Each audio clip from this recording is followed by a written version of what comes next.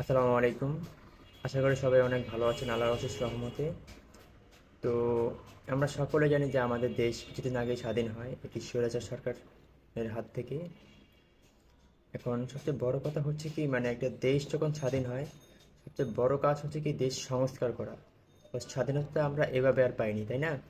স্বাধীনতা আমরা পেয়েছি হাজারো প্রাণের বিনিময়, অথবা আমাদের হাজারো না হলেও শত শত প্রাণের বিনিময়ে আমরা স্বাধীনতা পেয়েছি। এখন সবচেয়ে বড় কথা হচ্ছে দেশ সংস্কার। এখন দেশ সংস্কার করতে হলে তো আমাদের অবশ্যই কি দেশের জন্য কাজ করতে হবে। দেশটা তো আমাদের, তাই না? তো কাজ আমাদেরই করতে হবে। তো আজকে আমি গিয়েছিলাম রামপুরা, খিলগাঁওর দিকে। আমাদের যে ট্রাফিক যেটা আছে, আমাদের ট্রাফিক যে পুলিশ, এখন তো বাংলাদেশে পুলিশ নেই কিছু কারণবশত।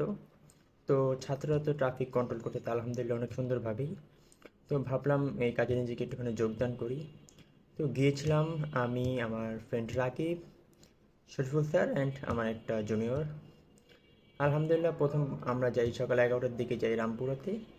দেন ওখানে যাওয়ার পর দেখলাম যে কিছু ছাত্র ভাইরা আগে থেকেই ছিল আমাদের যাওয়ার আগে।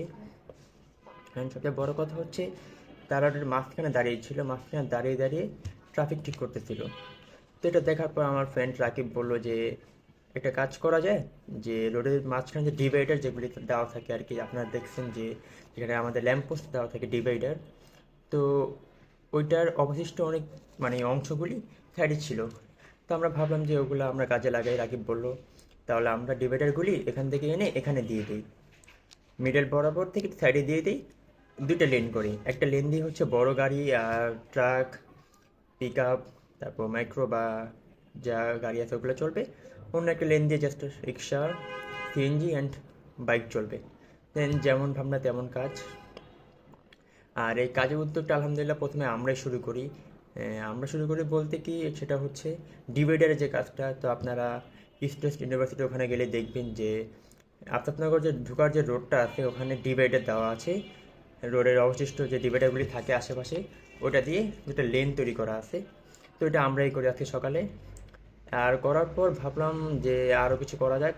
বাট প্রথম প্রথম যাওয়ার পর আজকে প্রথম দিন, তো আমরা অনেকেই বোর হচ্ছিলাম যে কী করব না করব। তিনজন গেছি, আরেকজন জুনিয়র, তো ভালো লাগতেছে না। তো আমরা ভাবলাম যে একটুখানি খিলগাঁওর দিকে যাই, ওখানে দেখি আমাদের কোনো কাজ করতে পারি কি না। তো খিলগাঁওর দিকে যাওয়ার পর আলহামদুলিল্লাহ ওখানেও সেম, আমাদের যে ছাত্র ভাইরা আছে, আমার যে ভাইরা, আমার যে বোনেরা, তো তারা আগে থেকেই কাজ করতেছে খিলগাঁওতে ট্রাফিক ওটা নিরসনের কাজ করতেছে। তো সবচেয়ে বড় কথা হচ্ছে সবাই নিজের দেশের প্রতি অনেক যোগদান দিচ্ছে আলহামদুলিল্লাহ। আমি অনেক গর্বিত বাংলাদেশের নাগরিক হতে পেরে। তো খিলগাঁও অনেকক্ষণ থাকার পর, ওখানে ট্রাফিক নিয়ে কাজ করার পর আমরা আবার রামপুরতে ব্যাক করি। তো ব্যাক করার পর ওখানে আবার কাজ করা শুরু করি, যে বড় গাড়ি আলাদা যাচ্ছে এই পাশ দিয়ে আর বাকিগুলো এখানে যাচ্ছে। তো সবচেয়ে আশ্চর্যের বিষয় হচ্ছে বাংলাদেশের মানুষটা আমি এতদিন জানছি যে কেউ বিপদে পড়লে যে ভিডিও করে বা দেখে চলে যায়, এড়িয়ে চলে। বাট আমি আজকে জানলাম যে বাংলাদেশের মানুষ কতটা দয়ালু হইতে পারে। মানে trust me or not, to be honest, যে আজকে আমি রোদে দাঁড়ায় দাঁড়ায় ট্রাফিক ঠিক করতেছিলাম। তো তখন দেখলাম যে দুইটা গাড়ি দিয়ে কয়েকজন বড় ভাই অনেকগুলি ছাতা নিয়ে যাচ্ছে, আর তারা প্রত্যেকে ছাতা দিচ্ছে গাড়ির জানালা দিয়ে, যাতে আমাদের গায়ে রোদ না লাগে। আর আমরা ছাতাটা ব্যবহার করি কি ট্রাফিকটা একটু ঠিক করতে পারি, যাতে আমরা যাতে কি বলে ডিহাইড্রেশন যাতে না হয় রোদের কারণে। আর অনেক আন্টিরা, অনেক আপুরা বাসা থেকে শরবত নিয়ে আসতেছে, পানি, স্লাইন, দুপুরের লাঞ্চ, কেক, বিস্কুট, এগুলো তো আছেই। তারপর ছাতা, যাতে আমাদের গায়ে রোদ না লাগে। তো সত্যি আমি অনেক গর্বিত বাংলাদেশের নাগরিক হতে পেরে। এটা আসলে গর্বের বিষয়, গর্ব করা উচিত আমাদের। আর আরেকটা কথা হচ্ছে যে ভাই, যে মানুষ আসলে কি পরিমাণে যে আজকে আমাদের জন্য করছে, রামপুর এলাকার মানুষ, এটা আমি ভাষায় বলে বোঝাতে পারবো না। আজকে যারা রামপুরের দিকে কাজ করছেন ট্রাফিক নিয়ে, তারা বুঝতে পারবেন। অ্যান্ড এই যে আমার স্ক্রিনে দেখতে পাচ্ছেন যে আমি একটা ছাতা দিয়েছি। এই ছাতাটা ভাইয়া আমাকে গিফট করে, গিফট বলা যায়, কজ এটার মাধ্যমে আমি রোদ থেকে নিজেকে প্রোটেক্ট করে দেশকে সার্ভ করতেছি নিজের জন্য। তো আর অনেক আপুরা আমাদের খাবার স্লাইন পানি দেয়। মানে খুবই আশ্চর্য লাগে ওখানে যাওয়ার পর। আজকে আমি বুঝলাম যে না, আমি আমার ফ্যামিলির সাথেই আছি। যখন আমার ফ্যামিলি আমার কোনো কি বলে জ্বর বা হয়, যেভাবে আমাকে প্রোটেক্ট করে বা আমাকে সেবা প্রদান করে, ঠিক তার থেকেও বেশি ভাই, মানে আমি জাস্ট টোটালি শক ওখানে যাওয়ার পরে আজকে। অ্যান্ড আজকে ওখানে যোগদান করার পর নিজেকে অনেক বেশি গর্বিত, মানে গর্বিত মনে হচ্ছে। আর অনেক বেশি নিজেকে মানে সাহসী মনে হচ্ছে। আর বাংলাদেশ স্বাধীনতা অর্জন করছে রিসেন্টলি, যেটা স্বাধীনতা, হ্যাঁ স্বাধীনতা, ডেফিনেটলি এটা স্বাধীনতা। তো তখন আমি দেখলাম যে আমি ফেসবুকে একটা পোস্ট করি যে freedom, maybe freedom in the air বা সামথিং, মনে নেই আমার। তো ওখানে আমি নাম মেনশন করতেছি না, তো কিছু মানুষ বলতেছে ভাই গর্তে ছিলেন বা অর সামথিং এলস। ভাই এখন আমি কি পরিস্থিতিতে ছিলাম এটা আমি জানি, তুমি কি পরিস্থিতির মধ্যে ছিলে সেটা তুমি জানো, তাই না? তো আরেকজনকে এভাবে মন্তব্য না করাই ভালো ভাই, আমি বলবো। হ্যাঁ, তুমি দেশের জন্য নিজেকে সার্ভ করতেছো, তখন আমি করতে পারিনি, তার জন্য আমি মন থেকে দুঃখিত। অ্যান্ড আমি ডেফিনেটলি এটা অ্যাপ্রিসিয়েট করি যে আমি করতে পারি না, আমার ভাইয়েরা করতেছে। তো করার পর যখন জিনিসটা তুমি শো অফ করতেছো, মানে তুমি আরেকজনকে বুঝিয়ে যেতে হবে কমেন্ট সেকশনের মাধ্যমে যা তুমি ছিলা, আমি ছিলাম না। তো ভাই তুমি তো একা ছিল না, তাই না? এভাবে যদি ভাই সবাই বলতে থাকে যে ভাই আমরা ছিলাম তুমি ছিল না, আমরা ছিলাম তুমি ছিল না, তাহলে জিনিসটা কি ভাই হজবরল হয়ে যাবে। তো হজবরল তো কখনোই ভালো হয় না, যেটা জগা খিচুড়ি হয়ে যাবে।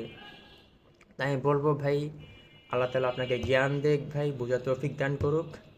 অ্যান্ড তোমার প্রতি কোনো রাগ নেই, অভিযোগ নেই ভাই। অ্যান্ড তুমি আমার অনেক ক্লোজ ভাই, অ্যান্ড তুমি জানো সেটা আমি তোমাকে কী পরিমাণে আদর করি।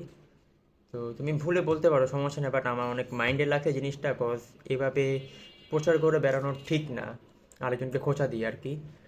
তো আজকে আমি যেভাবে কাজ করলাম ট্রাফিক নিয়ে রামপুরা খিলগাঁওতে, আশা করি আমার অনেক ভাইরা যারা এখন আসতে পারেনি সমস্যার কারণে, অবশ্যই তারা আমাদের পাশে এসে দাঁড়াবে। আর ধন্যবাদ রামপুরাবাসীকে ভাই, আপনারা আজকে আমাদের যা সার্ভিস দিতেন, বেস্ট বেস্ট বেস্ট।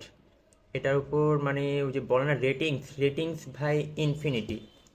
ইনফিনিটি মানে কোনো রেটিংস এখানে স্কোর দেওয়া যাবে না আপনাকে, যে আপনাদের স্কোর কত, এখানে রেটিংস 10-এর মধ্যে কত পেয়েছেন, ইনফিনিটি ভাই। আর সবচেয়ে বড় কথা হচ্ছে ভাই, দেশকে যখন আপনি কিছু দিবেন, আপনার কাছে একটা আলাদা অনুভূতি মনে হবে, যেটা আপনি মানে রিয়েলাইজ করতে পারবেন না যে কী পরিমাণে আপনার ভিতরে একটা হ্যাপিনেস কাজ করে। যেটা আলহামদুলিল্লাহ আমার ফ্রেন্ডের মধ্যে কাজ করতেছে, রাকিব, শরীফুল স্যার, তারপর আরেকজন আছে। তো আলহামদুলিল্লাহ আমরা হ্যাঁ অনেক মজা করি। ইভেন ওখানে যাওয়ার পর অনেক র্যান্ডম মানুষের সাথে পরিচয় হয়, তাদেরকে আমি কখনো দেখিও নাই, বাট তারা আমাকে এমনভাবে কেয়ার করতেছে, ভাই পানি খান, ভাই কেক খান, নাস্তা খাইছেন কিনা, পানি লাগবে কিনা, বিস্কুট লাগবে কিনা, যেভাবে বলতেছে ভাই, জাস্ট দৃশ্যটা যদি আপনি দেখতেন বা ওখানে থাকতেন, তাহলে আপনি উপলব্ধি করতে পারতেন যে জিনিসটা আসলে কতটা সুমধুর ছিল। অ্যান্ড আলহামদুলিল্লাহ ওখানে আজকে থাকতে পারে আমি সত্যি সত্যি সত্যি অনেক বেশি গর্বিত। অ্যান্ড ভাই আমার কথা যদি ভাই কারো মনে কষ্ট লেগে থাকে, আমি সত্যি দুঃখিত ভাই, আমি কাউকে উদ্দেশ্য করে কিছু বলিনি, আমার উদ্দেশ্য ছিল না কাউকে কিছু বলার ইনডিরেক্টলি। তো ভুল ত্রুটি ক্ষমা করবেন। অ্যান্ড ইনশাল্লাহ দেশের জন্য এগিয়ে আসবেন। বা দেশটা তো আমাদের, তাই না? তো সংস্কার আমাদেরই করতে হবে। তো ইনশাল্লাহ আশা করি সবাই ভালো থাকবেন, সুস্থ থাকবেন। আল্লাহ হাফিজ, আসসালামু আলাইকুম।